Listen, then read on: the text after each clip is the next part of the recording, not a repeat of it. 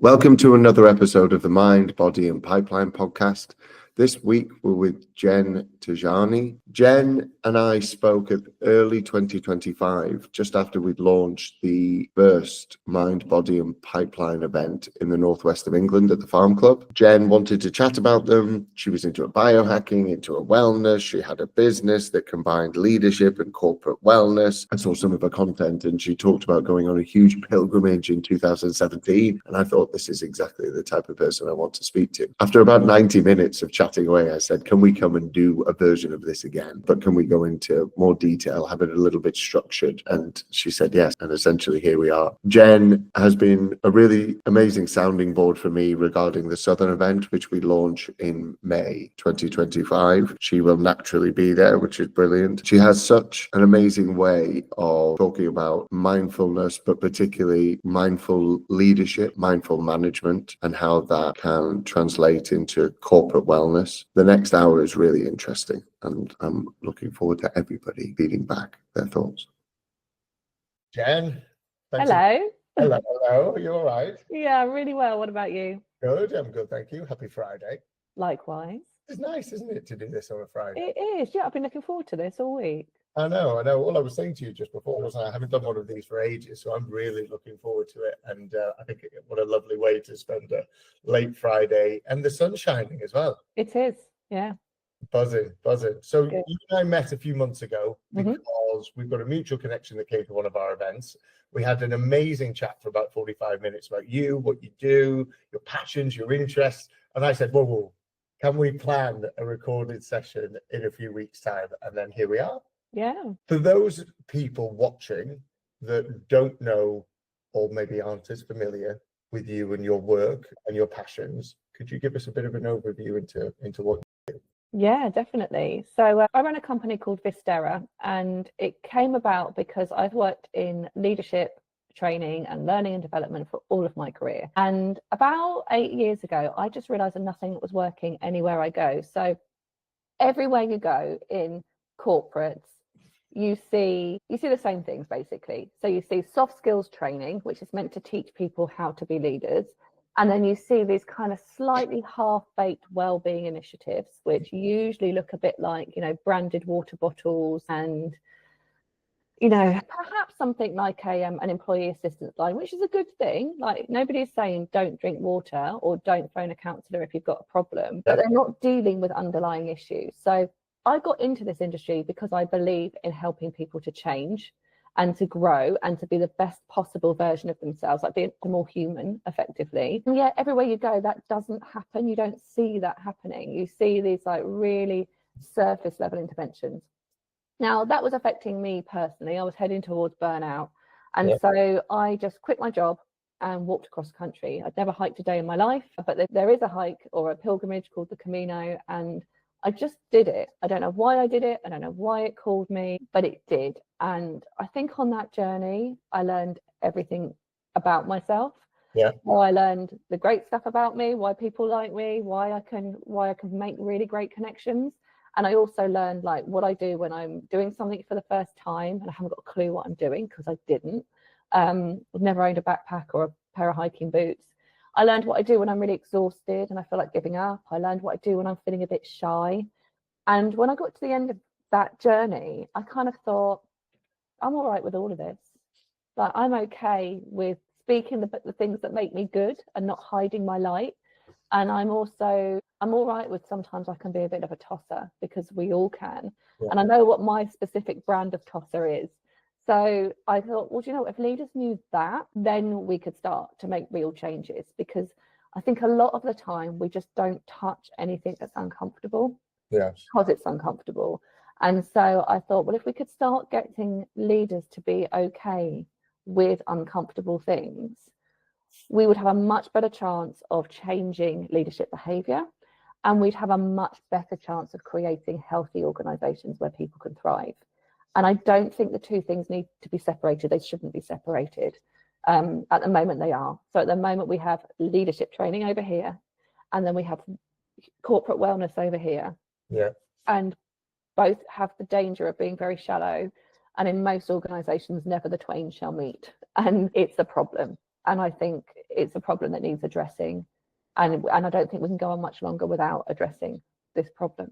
Nice. Everybody should go on that pilgrimage. Or I've got a better idea than come on my course, because basically that's what I then did. I said, look, well, we can't have people climb up and down mountains for over a month. That's not the way to go. But if we could design interventions that took people to those same places in their brains and in their bodies, then we could do something with it. So I took lots of bits of neuroscience and psychology and mashed it all together in something that seems to work pretty well. Yeah, I love that. I mean, and when did you go on your big? 2017. So about this time of year, 2017, I would have been packing up and ready to go. It was the beginning of April. Nice. And how long after that was the business formed? How long did it take to condense everything you'd learned? It wasn't immediate. The marketing stories, of course, and it was born the next day. It wasn't. It was, I went off and did a couple of other little bits and pieces kind of jobs before that. Which were great jobs, but it solidified my want to do that. It's like, I can't go back to this world now. I can't go back to making branded water bottles and calling it well-being, or delivering a model and calling it transformational training. Like, that just doesn't sit with me anymore. Yes. So so the business was formed, I think 2020. I think it was 2020. Okay. Because everyone said I was mad. Like, don't walk away from a job in 2020, but I did. No, well, and so did I, actually. Well, yeah. 2019, and then 2020 happened. I thought, fuck.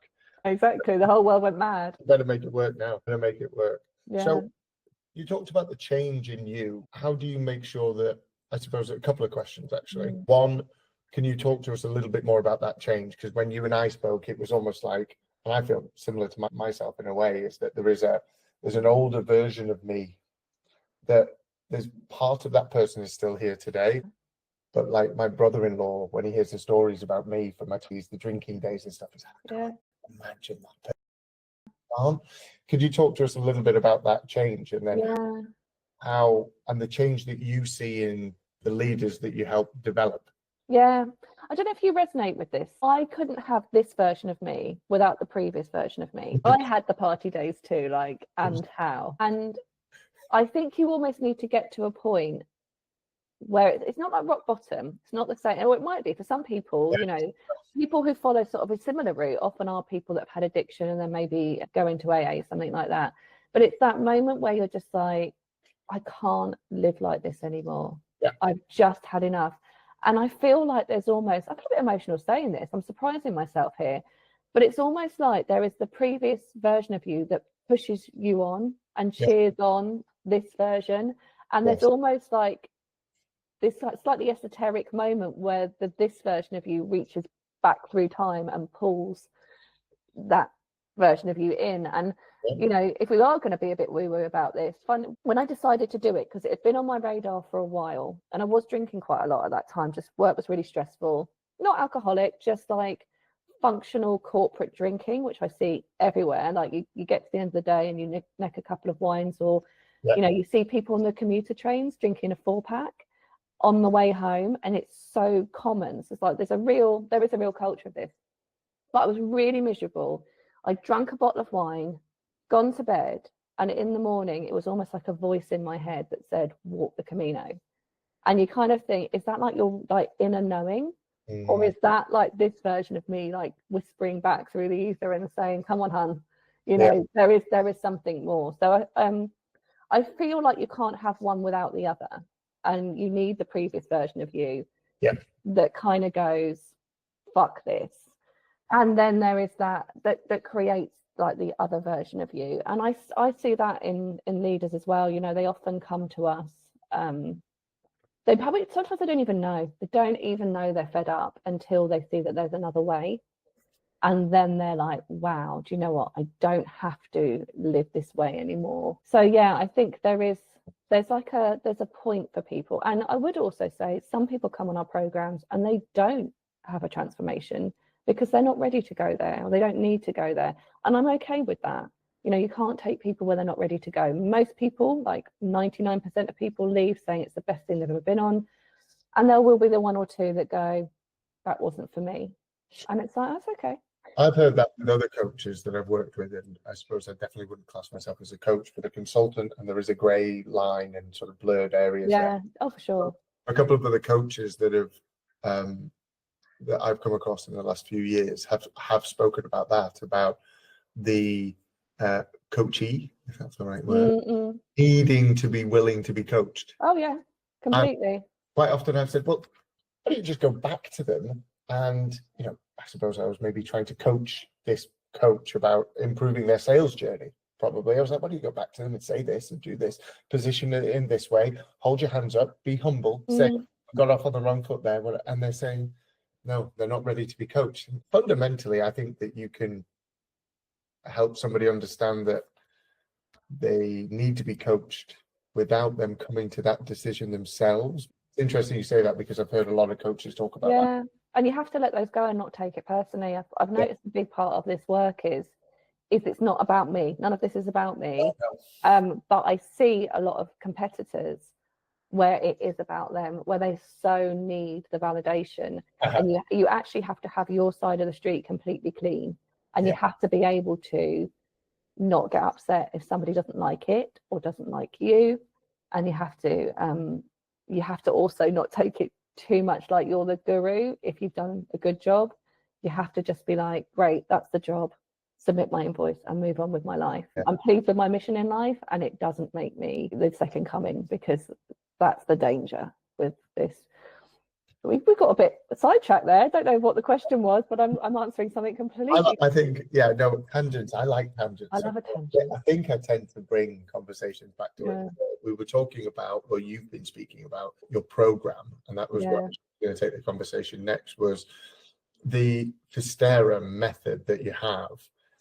Is that you living out your life, or a version of your life and your beliefs within a coaching program, or is that something completely different? And can you talk to us a little bit about the program and almost those AA 12-step type things? It's such a great question. I've never been asked that actually in that way. So that's I think it's like I have to try and separate my beliefs, you know. So I have my thoughts about how I think humans should live, and I think it's less about that and more about how giving people some techniques to understand what they do when they're at their best and play to those strengths, understand what they do when they're at their worst, and start to work with that. So what that looks like is getting people into, first of all, like a retreat style setting.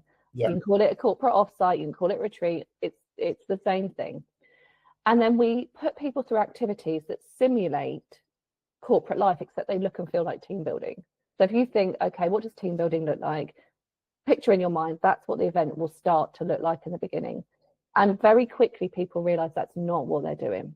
So they'll start off shouting all over each other, you know, being very focused on the goal. There'll be other people holding back, and we're just holding the mirror up to their natural behavioral preferences, because your body and mind don't know the difference between a tiger chasing you down, if we think about like the evolutionary roots of this, somebody saying to you you've got to get from A to B using only stepping stones and ropes, and your boss shouting at you or telling you you've got a goal to hit. Your nervous system responds in exactly the same way. You know, we're evolutionary beings, we're designed to survive, and when our nervous systems kick in, we do anything but what we intend to do. Everybody comes into our course and says, I'm going to be the leader that listens, and I'm the leader that cares, and I'm a leader that speaks up no matter how uncomfortable it is. And they all tell us the exact same thing, right? That's their intention. We all intend to be like that as people, most of us.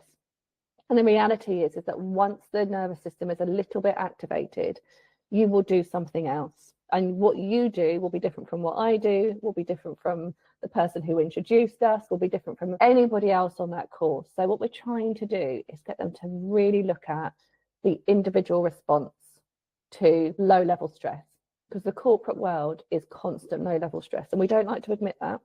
We like to say, oh, this is a nice organization. It's like, yeah, it's a nice organization that has goals to hit. It's a nice organization that avoids difficult conversations. It's a nice organization where people are trying to maintain their sense of status. So it can be a nice organization while people are still in low level fight, flight, freeze, or if you would add to that, fight, flight, freeze, please, and fawn, which are the ones we see the most. So we have to be able to prepare for that. So it's not about the theory. 10% of traditional training will ever get transferred to the workplace if it's just theory. But what we're trying to do is give people a really embodied experience where they can understand what they do. And then we start really digging into why you do it. So there's two things that we would put that with. One is mindful leadership techniques, not being calm, relaxed, tinkly, tinkly music, Harry Styles reading you a bedtime story, but like actually learning to notice yourself. So real mindfulness is incredibly uncomfortable, and also digging actually into yourself and the reasons you do things. So that might involve going as far back as childhood and working out like what were the influences that created my psyche, because we kind of, as humans, early in life, ages of 0 to 7, we kind of create an operating system or a manual in our minds of how the world works. And then we unconsciously play that out for the rest of our lives unless we choose something different. And that's actually like, it's great. It's very efficient evolution because it takes a huge amount of calories to actually think. So if you don't think and you can act on autopilot, it's really efficient. So it kind of makes sense why we do that.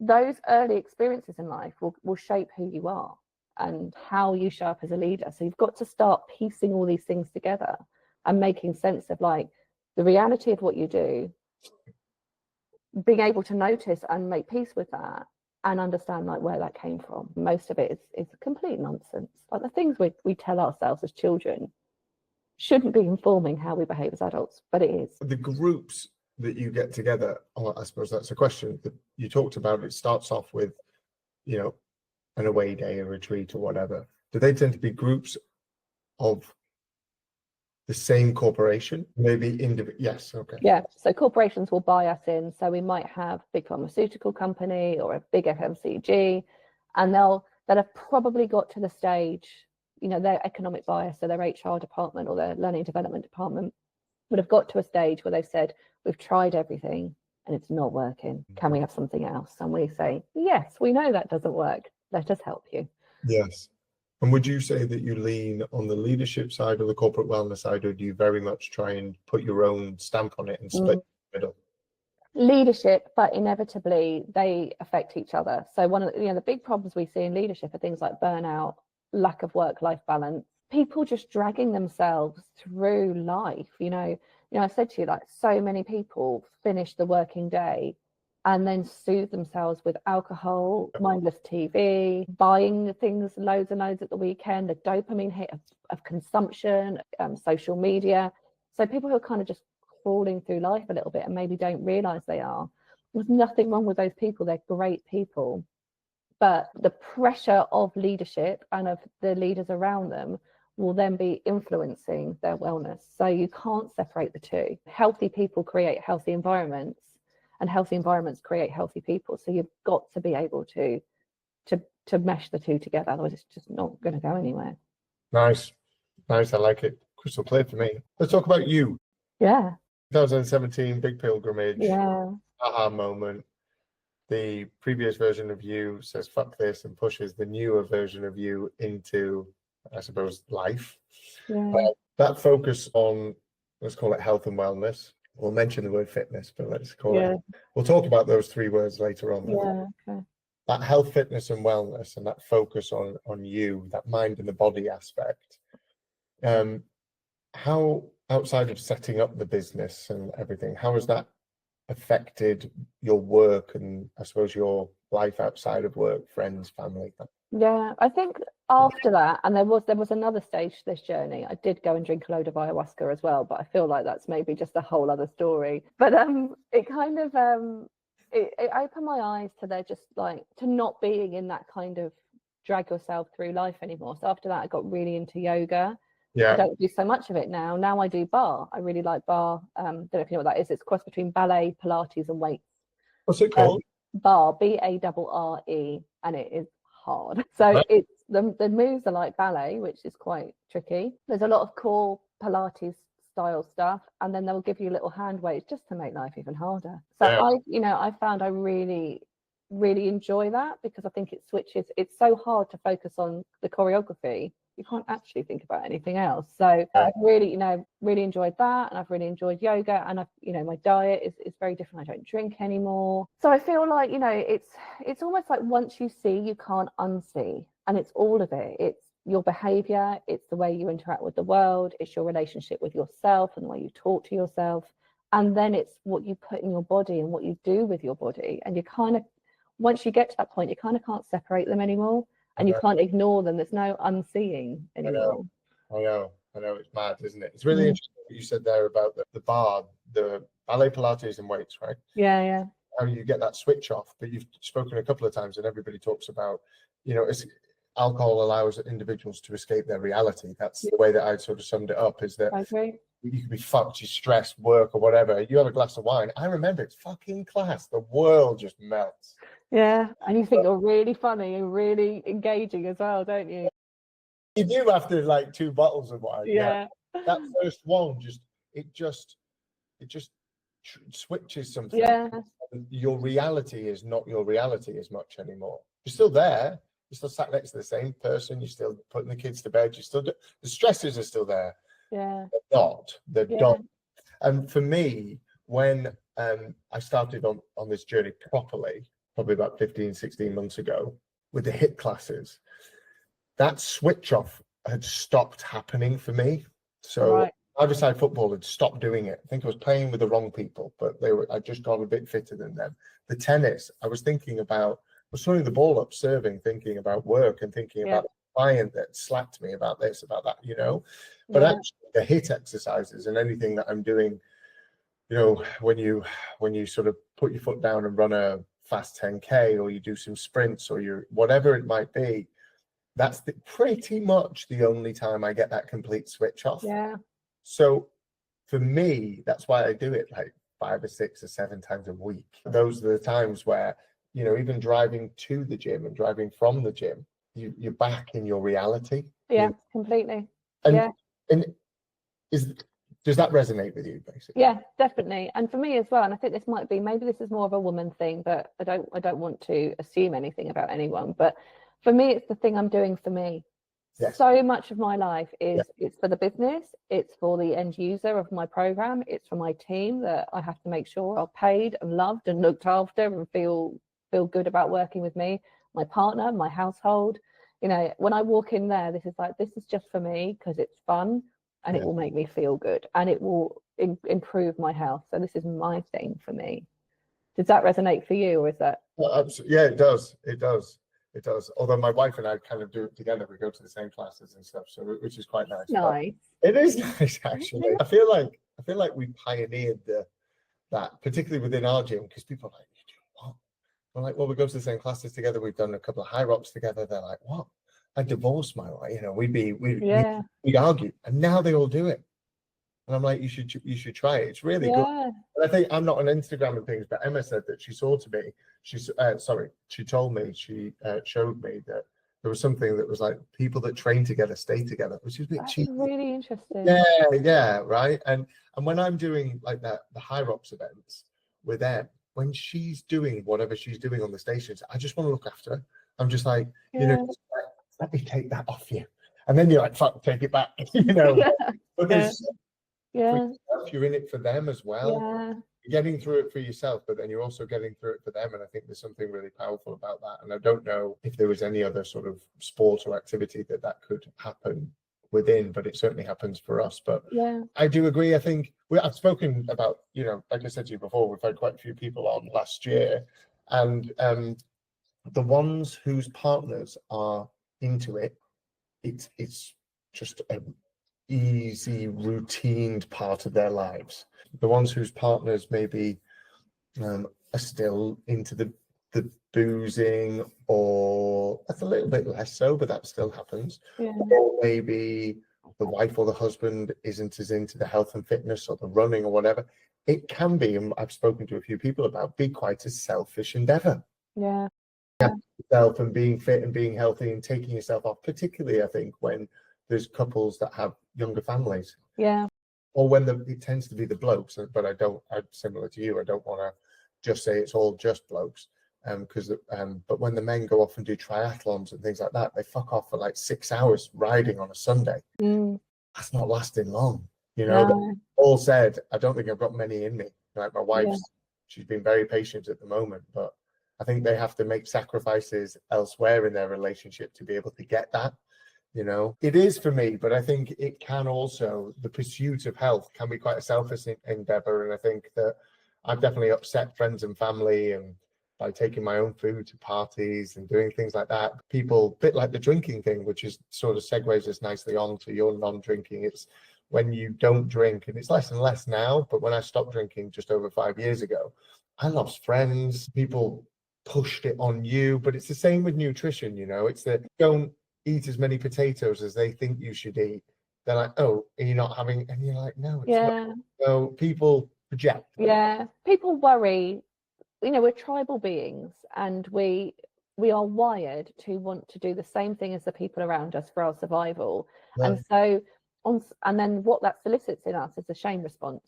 So on some level they feel a shame response because it feels like, Guy's doing something different from me. Either I'm losing him and he's at risk, and we, you know, usually when somebody leaves a tribe it's because they've died, or I'm doing something wrong and therefore I don't fit into this tribe and now I'm at risk. Because if we think right back to tribal times, if you weren't part of the tribe, you died because you weren't fed, you weren't kept warm by the fire, and you couldn't procreate. So the survival of the species is also it's as important, if not more.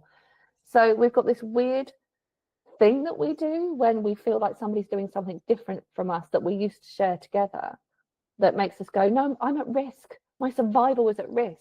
And that comes out as weird modern social norms like mockery, or like kind of piss taking, or just the friendship or the relationship dwindling. And I've seen that. Like my friends I used to party with, and as even a family member, they don't know how to relate to me now. Not having a boozy brunch, they don't know how to relate to me, and there's nothing to say to each other. And I think we used to spend 4 or 5 hours doing this of a Friday morning, or, you know, of an evening round the house or whatever.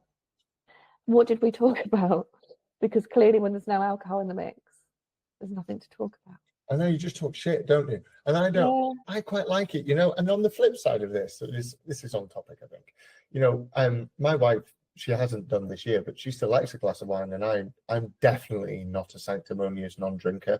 I'm quite happy to be up at the bar, part of the rounds. I love going to the pub. I can't wait till the sun keeps shining. The beer gardens are awesome. I love the atmosphere. I love watching the rugby or the football or whatever. Still enjoy all of that. I understand why some non-drinkers don't. I get it. I'm just not like that. I'm still the same person without drinking. Yeah. So that's a long-winded way of saying that I sort of top my wife's wine glass up regularly.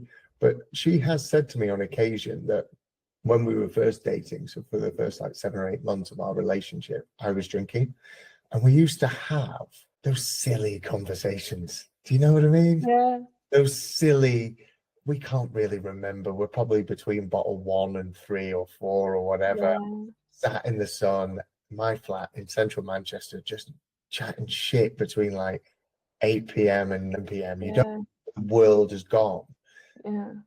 I think if I asked her directly, she just threw that. Might be shout after in a minute. If I asked her directly, do you miss that? I think she'd go a tiny bit, but this world in which you're in now and the person that you are, you know. Yeah, definitely. Which does that make sense as well? It does. You know, I was thinking of my own life. So I do want to caveat and say I very, very occasionally might have one. So like sometimes if we're somewhere, I might have a cocktail. And do you know what I always say to my partner? I wish I had that. I don't feel right. Oh, I know. There's no point in having one. You might as well have like 5 or 6 and get a bit. No, I'll tell you, even if I have 2, my hangover for the next day is a full day in bed. I don't know, alcohol doesn't agree with me, and so it's not worth it. But very occasionally, you know, we'll get to an event and everyone will be having sort of the round of cocktails, and I'll think I'll have one, and then when everyone switches to wine or whatever, then I can dip out. So I do occasionally have one. And I was thinking about when I met my partner, and we did exactly what you're talking about, except it was winter, and it was, you know, cooking a meal and having a couple of bottles, and I look back at that with such fondness. Absolutely, yeah. But I don't miss it either. And he still continues to drink. He doesn't drink. He drinks definitely less, because if only one of you's having it at home, there's no point. And we both drink trip drinks. We really like those as an alternative. The CBD drinks, we really like those. And I think we both probably look back at it with fondness and go, actually, we both feel better. We both feel so much better the next day. Oh yeah. Waking up refreshed, rested. Just rather have like a magnesium before bed. Like that'll do me. And I think you are right with all of those things. And I regularly say there are no downsides to not drinking, in my opinion. But I do think that sometimes the non-drinking, I suppose the volume of positivity that people hear from non-drinking, it is 99% positive. But I think there are some subtle, small things that, like you were saying, looking back at those times with fondness, I think there are some, alcohol can be an amazing thing. The challenge is that most people just can't control it. Yeah, exactly. It affects their lives, not to rock bottom stage, but it does affect their lives. And I spoke to somebody this week, actually, a guy that I got introduced to, and he stopped drinking, and his wife now has. She's sort of a few years behind him on the journey. But he even says I think he's got his kids are like 14 and 15. So were they? I don't know what he said, 11 or something when he gave up. His relationship with them is loads better because they're together all the time. He's there for them. He cares more. He does their homework with them. He's got more energy. Little things like he said, they used to go for bike rides and then a tire would pop and then he'd go, I'll get round to that. And he never would. So they on it now, he just does it. Yeah, you're just that little bit more sluggish, aren't you? That's that little bit more, because your organs aren't functioning as well. No. That's what I always think. Like your organs are trying to compensate for what you've done to them. And then it just drags from everything. It's like an energy vampire from everything else for the next couple of days. I know. Your nutrition, talk about that. Oh God, that's a complex one actually for me. So I've done the vegan thing. I've done all sorts. I was paleo, then I was vegan, now I'm paleo again. And for me, mostly actually, my light's just gone off. I'm going to put it back on. My nutrition journey is actually linked to having endometriosis and needing to try and manage those symptoms. So it's funny because I did feel before when I was doing paleo, I was at my best. Then I decided I wanted to be vegan because I do, I like animals. But actually, I've worked out that, sustainably reared, grass-fed food does me good and helps my symptoms. And it's a bit of a journey. It's difficult because I'm a sucker for a bit of chocolate. Everybody is. Yeah, I know, but it's hard, isn't it? It's another thing that's like, it's that, just, it's hard to let go of. It's hard to resist. Somebody gave me some like shards of cacao the other day. Oh yeah, love a cacao. I really had it before, but I was really hungry. I was at the farm club when you're coming actually. I said, I'm really hungry. Have you got anything that I can eat that basically isn't another protein flapjack? And she said, we've got cacao. Do you like a cacao chocolate drink? And I was like, I don't really want that. She went, no. That will fill you up. Like the raw bit, and you won't get the up down crash. No. She just sharded it up and then kind of put it with hot water and just kind of mix. On the topic of that and on not drinking, one of the things we've done as a couple is that Friday night when we finish, where we used to have a drink and dinner, that's when we have a cacao now. So we will do a cup of cacao, and that will be it's like our time to come back to each other after the week, when we've been off taking over the world doing our thing. It's like we sit on the sofa and we reconnect in that way, and it's lovely. It was so I feel amazing when I have that. I wouldn't if I had alcohol. So yeah, cacao is the way. It will fill you up. It will make you feel better. It will make you amorous. There's nothing not to like about. Well, listen, I'm gonna go get some in the house. No, it's just something. But the nutrition's a big part of, I think, everybody's sleep patterns, how they work, and all those types of things. Have you got a bit of a hack that you can share in terms of nutrition? Yeah.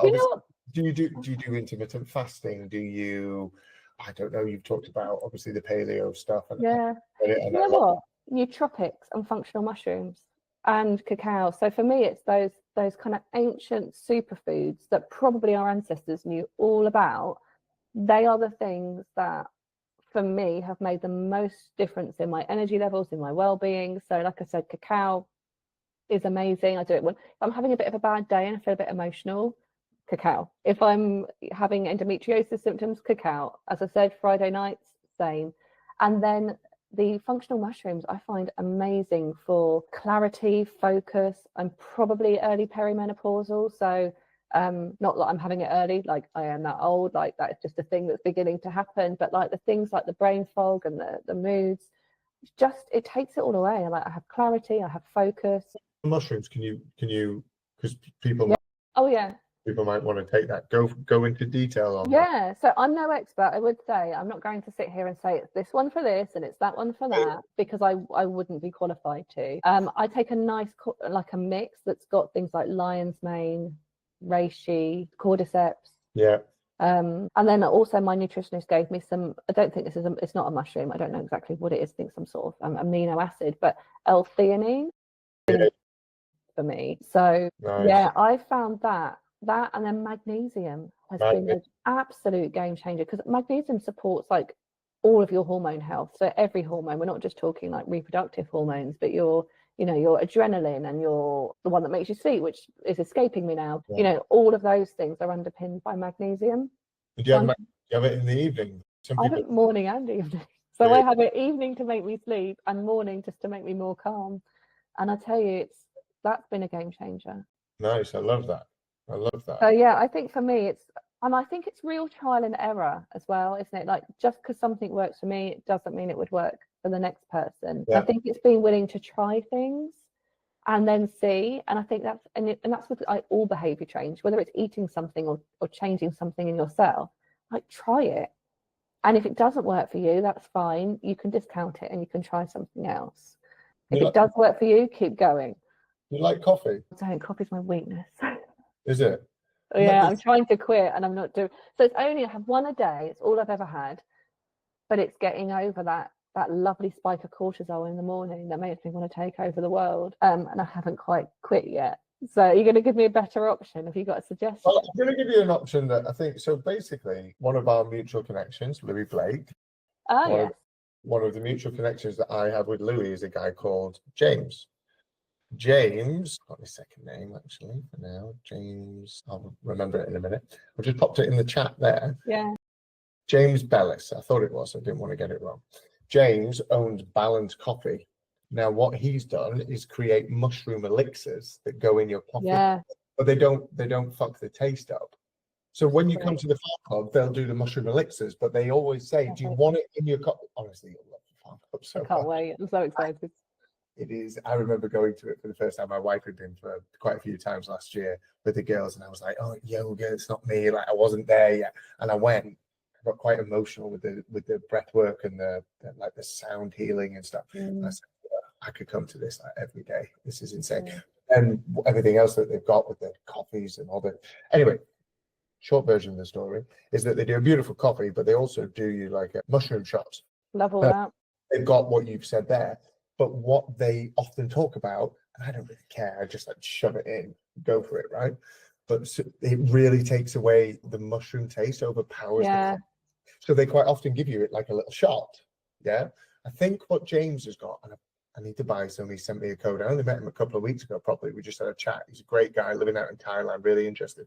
They're going through a round of funding and everything. So he's created, I popped it in the chat there, balancecoffee.co. For people that like coffee, he's created some sort of mushroom elixir that retains the taste of coffee, but you get benefits of the lion's mane and the cordyceps and all that type of stuff. It might just be something that allows you to keep having your one a day and then get your... Yeah, exactly. Yeah, I mean, for me, it's more like it actually doesn't sit well in my stomach, but also, there are ways around it. Wait 90 minutes in the morning rather than have it first thing when your cortisol's already up. So, there's all these little hacks, isn't there? And it's just about learning, I think. For me, that's what health is like, it's about learning what your personal version of it is and what's going to work for you. And that doesn't mean making excuses and saying, but it works for me to eat 5 packets of crisps a day. That's an excuse. That's justification. But like what works for you personally to be like your optimal version? That is actually like, I just feel like, it's probably getting a little bit esoteric, but let's assume this is the one go we have at life. Don't waste it. Like, be the best version, and not the best because you've got to perform and make loads of money and be so successful, a beautiful thing in the world. But what about if you just were just living fully? and you felt great in your being, like you felt physically strong and healthy and calm, and you felt good about yourself and who you are, because that's what most people don't. No, I know they don't. I know, I love that, and I definitely, that's part of my journey to find that peace. I'm getting there, I think. Yeah, and I don't think we ever get there fully, but I think it's also about accepting, okay, this is here. Okay, right now I'm feeling this way today. I've got this insecurity that's coming up. I've got this thing, and I see it, and it's trying to keep me safe in some way. And it's all right, because I now don't need to attach to that and respond to it and do something with it. I can just observe it and let it be. Yeah, nice. No, well, I definitely, since launching the events retreats part of the business and moving into this house, my stress levels have gone through the roof. Yeah, I bet they have. That was like when I was in the other house that we didn't need any renovation, and I had the consultancy. Don't think I had a stress in the world. No. You know, it's just the last 9 months we've added a couple of other things onto that plate. Those things still exist. So just running a household without being surrounded in dust, and the consultancy still exists. And I think sometimes I've definitely, particularly in the last 3 or 4 months, I've had to pull myself back and have a little word with myself and say, you can deal with all of this, or you've just got to try and declutter in some way, or those stresses you're feeling aren't always as bad as they feel. Yeah. It's just, it's like, do you respond to this and maybe declutter somewhere, or carve out some more time for you, or do you react and start doing something that you don't want to do? Do you respond to this? I like that. Yeah, responding over reacting, I think it's really like, because the reaction would be grab a beer or lose your temper or start, whatever version of self-talk you go into. But responding would be, okay, this is here. It's probably not going anywhere for a while. And here's what I can do with it. Here's what I know works for me. Yeah, nice. Do you respond to this? I love this. I love that. God, we could have a session now. It could be on phase 1 of your program. Love it. I would love it. I can tell. How do you fit everything in? You know, the business. Is bar just what you do? Have you got other stuff that you do? I know you've said before, let's not go deep into the fitness stuff because you like it, but it's more about wellness. I think I'm okay with things being in peaks and troughs. At the moment, bar is what I can manage. So year before last, I did have a serious burnout because I wasn't paying enough attention to what was going on. And some of it was, it's symptomatic of starting a business that took off really, really quickly and not really having the right people around me to support that business. So I'd made bad choices with the team around me, and it pushed me into a burnout, which then I believe is what caused my endometriosis. So they say that burnout can cause estrogen dominance can cause endo. So then I ended up having surgery. Then I ended up having all the biopsies to check it was nothing sinister. So I'm in a place now where I'm accepting what I can do is what I can do. So bar a couple of times a week is a great place for me to keep my health up in a way that feels enjoyable and a way that doesn't feel too much. Acknowledging I'm giving myself a bit of a pass by doing that. And then at some point, I'm going to layer in some more intense stuff. And I think when it comes to fitting everything in, it's that for me. It's about like looking at all of it, looking at everything holistically. So it's not just how many hours you've got in a day and whether you can physically fit it into your calendar. It's about saying, this is actually how much capacity and mental resource I have at the moment. And this is how I want to spend it. So I do want to spend some of it on my fitness and on like sporting activities. And I recognize if I do too much at this stage, I'm not actually going to be supporting my burnout recovery. So what's the right balance for me with what's here at the moment? And at the moment, we're also trying to sell a house. I'm trying to find our forever home. Business is back on another upswing. New people are joining the team. They need to be brought in. So it's like, okay, if I bring all of these into the mix, what can I pick from? Like, and then know that at some point, things are going to feel a bit easier. I might dial up some of the health stuff. And I think that for me has been a really hard trick to learn, to not then go into, but I'm not exercising every day. I used to run every day. I used to do weights all the time. Like, well, I'm not doing that at the moment. You're disappointed in yourself. Yeah. Oh my God, the disappointment in myself is like, if you can get past that and just go, this is what we're doing now, because this is where my head's at. And then I fully intend to bring something else in later. I think it's a good balance. It's a good balanced way to be. Yeah, I agree. I like that. And you just said something there about burnout a couple of years ago, you believe, that led to some other Yeah. complications. But did you, when you said just then, if I do all of this, I'm maybe not allowing myself to recover from burnout, did you mean that literally? Like, if you, do you think that it takes that long? It's just really interesting what I'd you're. say, yeah, I'd say I'm not okay now. Okay, Like, so what, sweet. I mean, when I say burnout, I mean, literally couldn't get out of bed, like absolutely on my back, unable to get up. But the business is still there and it's still running. It was still a problem. And then within months, I started getting this excruciating pain and then transpired to be endometriosis and everything that went with that. And I think, yeah, when it's like, it's literal and it takes time and you have to kind of, it's almost like this for me, actually, it goes back to what I think mindfulness is and isn't. So when we're talking about mindfulness, most people think, right, I'm going to do a practice that's going to make me calm. Actually, it's about noticing what is. So what I usually say is like, I wasn't noticing that I was tired, emotional, and feeling very let down as well. You know, my burnout wasn't really about the amount of hours I was working. It was about the people around me letting me down and how that feels to me as a person, and how when that is persistent, it chips away at you and it chips away at your adrenal system, and it's just not a good situation. This is my personal experience of burnout. Everybody else's will be different, but it's about kind of like how you, so it's about how you notice, okay, what's here? Where am I today?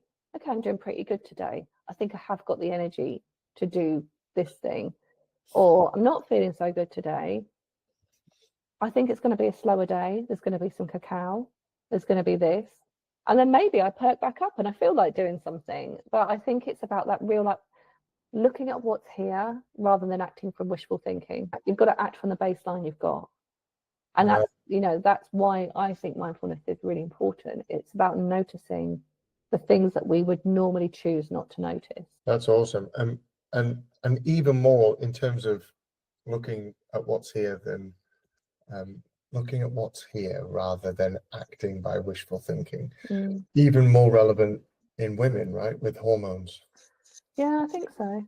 And I'm going to pop you something else in the chat here as well. Yeah. Caroline Canty is I've heard of her. I call Caroline a friend. So I met Caroline about a year ago. She's doing some coaching with some of my team. And Caroline's been to a couple of the events. She's coming on the retreat in a couple of weeks' time. She's essentially a CMO. She's a chief marketing officer for a business, very successful. Then she's now got her own sort of, I would suggest, hybrid coach consulting business. Her big passion, though, is in line with what you've just talked about there. You should connect with Caroline on LinkedIn. Go and have a chat with her. That's her interview that I did with her, the chat that I had with her, and she went into the depths of cortisol and female hormones and how you get out of bed thinking, I've got to go and do this, I've got to smash this, I've got to do that. But actually your body, because depending on when it is in that month, you might not be mentally and physically able to do. And it's incredible. Just again, as well as you spoke about it, she speaks really, really well about a similar subject. I think you guys should definitely. Yeah, definitely. And I agree with that. It's another thing I did. Most of my career, I expected to have the same level of performance throughout a month. And that's not how women operate. No. And you know, on my team, it's completely normal. And we are lucky because we're a small team, we're remote, and we are very understanding. It's normal on my team for somebody to come in the group chat and go, I'm not working today, I've got my period. And we don't count it as sick, we don't count it as holiday. We just count it as, okay, that's fine. As long as you've got, you know, if there was a meeting that you needed to be at, of course you should be at it.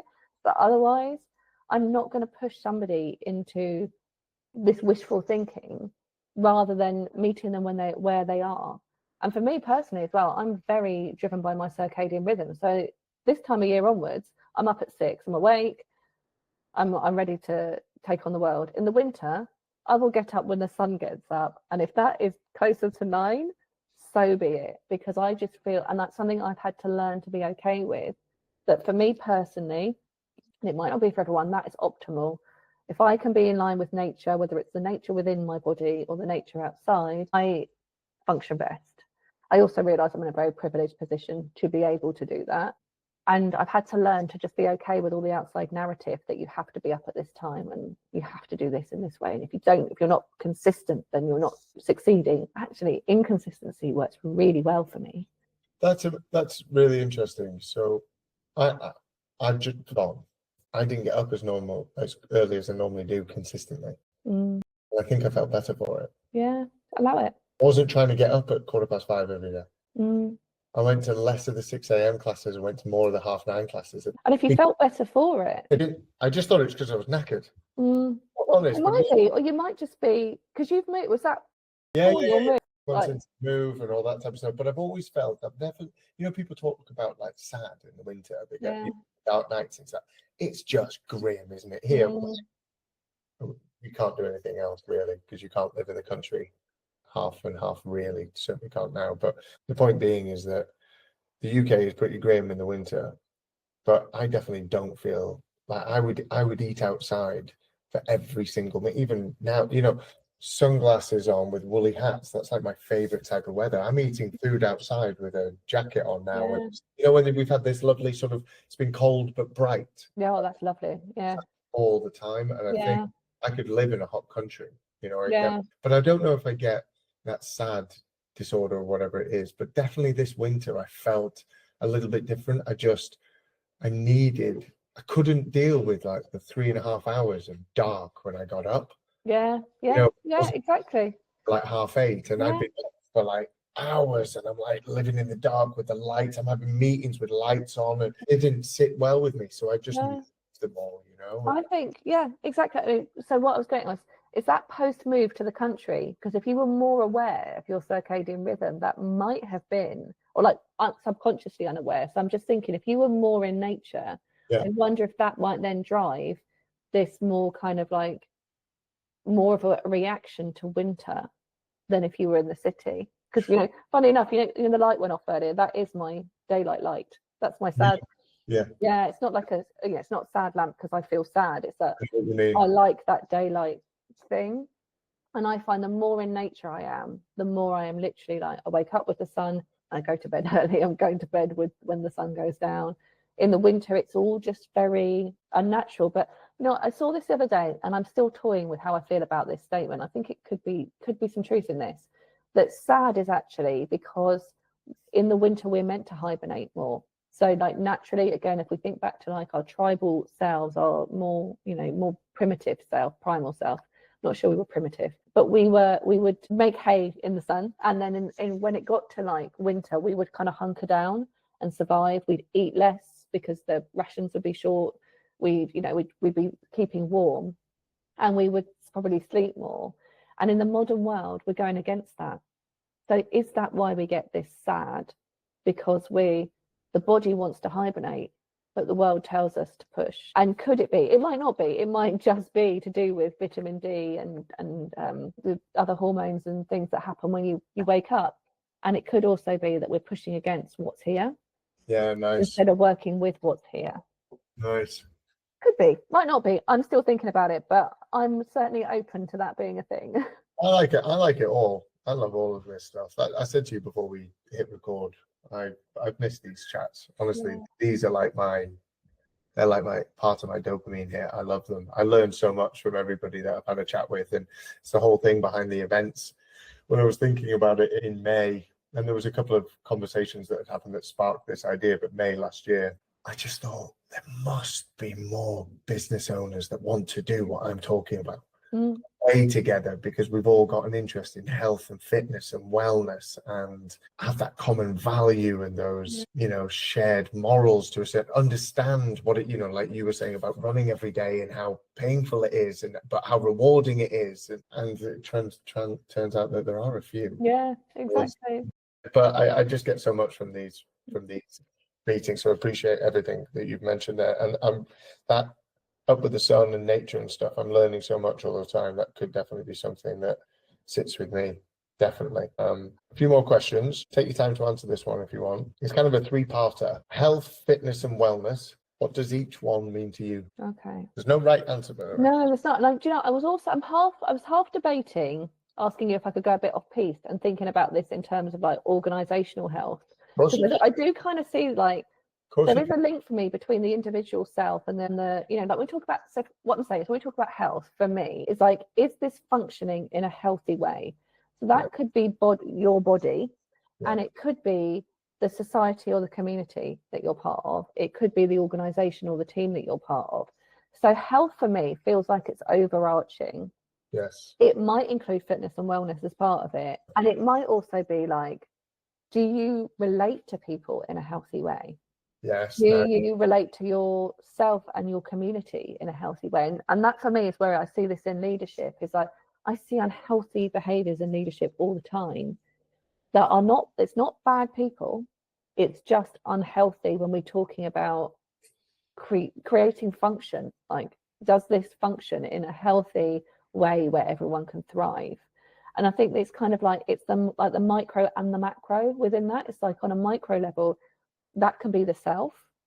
And on then the selves make up the communities that we're part of and the teams and the organizations that we're part of. So for me, that's kind of health. It's this kind of like, there's so many layers to it.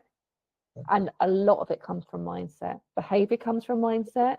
And so does your relationship with, say, exercise. So I feel like for there to be health of any kind, there has to be mindset. So that for me is health. So it was health, fitness and wellness. Please. Fitness, yeah, I feel like for me, I like to play with a word. So like fitness is something fit for purpose. It's something fit for what it is. So, again, you could look at this from like, are you fit for the future of your body and of your life? And are you, because I so often think about like being old and being well when I'm old and being fit when I'm old. But that also, again, you can apply that to the body of an organization, of a team, and say, is this fit for the future? Is this fit for the purpose of this organization? Is this fit for the values that we're trying to achieve? And then for me, wellness is that for me personally, is that piece around the balance and about the seeing what's here. And it's like, are you well? Doesn't necessarily mean fit. It might mean mentally healthy. It might mean emotionally okay today, or okay with not being all right today.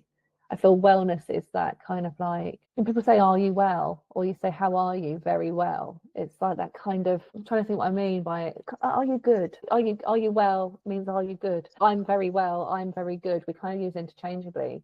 And I feel like, what does it mean to be good and all right in ourselves? Yeah. And for me, that's that thing around starting with, well, what's actually here? How am I feeling today? And from that place, how can I make the optimum well or good for me today? And some days it's a hot water bottle in bed, and some days it's smashing okay. And that for me is like my relationship with wellness, I think. I like it. That's a tricky question. That's the hardest one so far. It's tricky. That was good. It's such an interesting answer. Is there anything that you think I haven't asked you? No, there's loads of things I wanted to talk about and that I didn't, and I'm decided to be okay with that. Sure, we can do something again. Yeah, I mean, no, I think that's another thing that I've learned, to be like, just because you have a plan. Mike Tyson said everyone's got a plan to get punched in the face. I think like life is like a bit of a punch in the face in the nicest possible way. You can have a plan, and then you just need to let life happen. And again, respond rather than react if you can. But I also think this is the conversation we're meant to have. Wasn't planning to talk about cacao, but I'm jolly glad we did. I know, right? I know. Tangent, that's me. Yeah, loved it. I'll go with it. Well, we should, honestly. We'll talk and we'll do something again, because Caroline and I have spoken about having another chat again, because we went down rabbit holes and then didn't come back out, and then stayed in there and then left one too early. You know what I mean? So if I get to spend more time with people like yourself, then I'm happy. Yeah, we'd definitely be up for that. But honestly, I think there were lots of learnings. I have 3 pages of notes. So there's lots of learnings for me, and I'm sure people that listen to this will learn an awful lot. And as you maybe have come across Caroline from being connected with me and being in that world, possibly people will naturally, who are in my network, start to come across you. I know that you're coming to our event, which will be amazing. And you've given me the thumbs up about the event down south, the venue down south as well. So that's I'm really looking forward to seeing that on Monday. And I'm really pleased that that's got the rubber stamp as well from you, the seal of approval from you. Very special venue. I think you'll like it. Amazing, amazing, amazing. Well, I really do appreciate your time. Likewise. Thank you. Welcome.